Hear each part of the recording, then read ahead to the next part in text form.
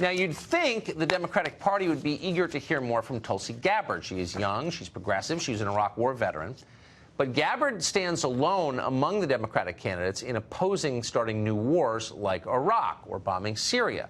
And therefore, the Democratic Party appears eager to sideline her. Gabbard has done well in a number of recent polls, but the Democratic Party does not recognize those polls and may use that to keep her off the debate stage next month. Congresswoman Gabbard has completed 2 weeks of training in the National Guard, and she joins us tonight. Congresswoman, thanks very much for coming on. So, aloha, Tucker. Tell me if I'm misstating this. The Democratic Party is refusing the DNC is refusing to recognize as valid polls that put you that would qualify you for the next debate. Well, here's a situation. There's a whole bunch of different polls that have come out. The DNC has only recognized some of them as being qualifying polls for the debate. The whole thing gets a little bit confusing, and you've got to jump way down into the weeds of the numbers and the statistics. But I think the bigger problem is that the whole process really lacks transparency. Right. People deserve having that transparency because ultimately it's the people who will decide who our Democratic nominee will be and ultimately who our next president, commander-in-chief will be. And when you see that lack of transparency, it creates, a lack of faith and trust in the process. And I think this also points to a bigger issue and challenge that goes beyond the DNC and party politics is the government itself. Right. There's people who are increasingly losing that faith and trust in the government because they see a lack of transparency there. They see that we don't have a government that is of, by, and for the people.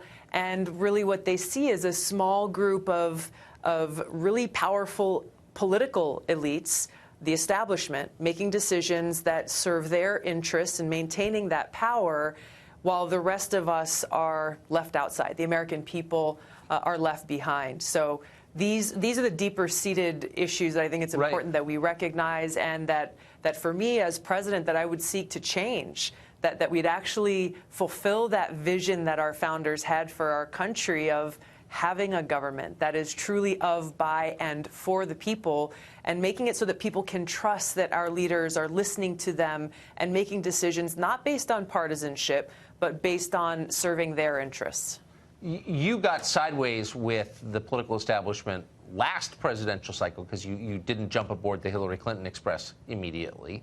Then subsequently we learned that there was some activity that looked a lot like rigging going on behind the scenes. I mean, parties do this, have for a long time, in order to sort of steer one candidate toward victory and hamstring another. Are you worried that could be happening again? Again, I've got some concerns about the process, and I think a lot of them go to that lack of transparency, because when you have transparency, then people are able to see, okay, well, here's the process, here's what's going on. That's not really what we're seeing right now, especially around all these polls and the qualifiers and the non-qualifiers for the debate.